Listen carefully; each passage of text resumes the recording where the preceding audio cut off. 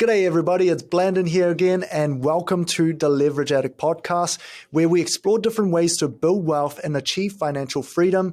And in today's episode, we will be discussing a topic that is becoming increasingly popular among young families and new investors. It's called rent vesting. And if you watch any American sort of content around wealth building and properties, you'll hear Grant Cardone always preaching, don't buy a family home because it's the worst investment you can make. We're not in that extreme. However, we are going to look at, with the high cost of home ownership in New Zealand, how rent vesting can offer an alternative approach that's going to allow you to invest in property while maintaining the flexibility and the freedom that comes with renting. So grab a cup of coffee and join me in diving into the 4 reasons why you would consider rent vesting over buying a home. The first reason is the lower upfront cost. You might think, how is it lower upfront cost? Because you still need to put in a deposit. And I heard about, having a lower deposit to buying a first home. So how does that work? Well, I've worked with thousands of families, and in most cases, people buying their own home will stretch their budget because they want the best home possible. And opposed to just buying an investment property, because you are going to likely to put less emotion into it and you're really going to look at the numbers and make a logical decision instead. So that is the advantage with rent vesting. Now, of course, you might be asking, I thought investing in properties require like a 40% deposit opposed to like a 20%, 15%, or 10%. Well, you can still buy the first property with the investment mindset. So you're looking at all of the future opportunity that this property have. You might renovate it in the beginning, just live in it for a good 12 months, and then find a better place to rent. And that would still go down as your own occupied.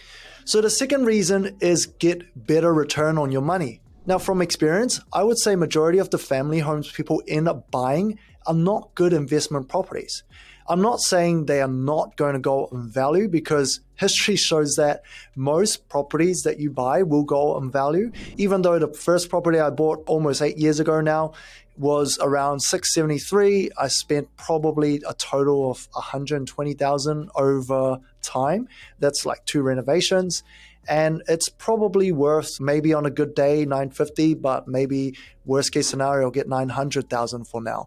So it still goes up in value, even though I don't rate it as much of a good investment property. But a property like that is likely going to have lower rental income and lower capital improvement opportunity. What does that mean? A good investment should ideally give you more than one rental income.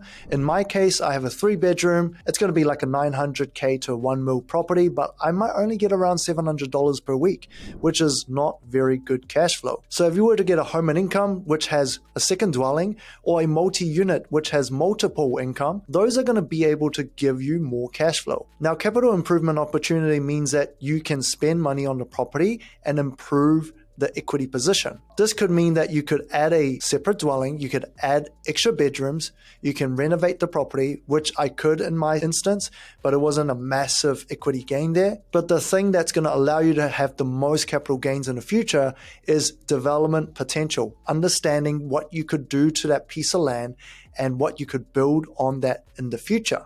And most good development sites are relatively flat, has stormwater, wastewater, infrastructures ready to go, and it's not on a floodplain. Those can all be seen on the LIM report, and websites like relab.co.nz is going to give you a good understanding of whether or not a piece of land has that development potential. So if you're not in Auckland, you could potentially just look on the geomaps on different councils. It's going to allow you to see the development potential of that property. And going back to this experience of mine where I bought my first property over the course of 7 years, one of my investment actually have 3 times the capital gains after I learned a lot more about investment. So I actually bought that one later, but I was still able to get a way better valuation when it's compared to this nice cross-lease property that's 3-bedroom that I bought as my first home. So if you're early in your journey right now, I'm sort of giving you the future if you make this decision. Because if I bought a good investment property in the first place, opposed to just an okay family home at the time, it's not even like the best home I wish I could buy. Today, I could afford to go for a significantly better upgrade for my own occupied if I want wanted to. And the third reason is flexibility to move to a desirable location. Now, renting gives you greater flexibility to move to different locations or properties as your needs change. By not being tied down to a mortgage, you can avoid distress and expense of selling property if you need to move for work, family, or lifestyle reasons. Rent vesting can allow you to live in a location that suits your current lifestyle or work situation without the need of compromising less than desirable properties. Renting also allows you to try before you buy in a new location, so you can get a sense of the neighborhood, the commutes, the local amenities before committing to a property purchase. And rent vesting also gives you the option to live in a more expensive and desirable location that you couldn't afford to buy in the first place. And this could be especially helpful if there are certain schools that you want your kids to get to or important resource that you can't really afford to buy in that area. And the fourth reason is the flexibility in your budget. Now, as a rent vestor, you can enjoy greater flexibility in your monthly budget. So, for example, in many areas in New Zealand, you can rent a brand new property in a great location with excellent amenities, good school zones, and a nice neighborhood for around $1,000 a week. This same level of quality and convenience would cost well over $2 million to buy in Auckland right now, whereas purchasing a property for $700,000 less would typically limit you to less desirable areas and properties. Whereas if you were to pay for a mortgage and put your deposit in, you might only be able to buy something around that $900K range, which is going to limit you to certain areas, and more likely you're going to be able to only buy properties that you need to renovate. So by choosing to rent vest, you can have more control over your budget and enjoy a higher standard of living for less. And additionally, as a renter, you don't have to worry about the cost of property maintenance, rates, or insurance, allowing you to allocate your resources more effectively and invest in things that's going to give you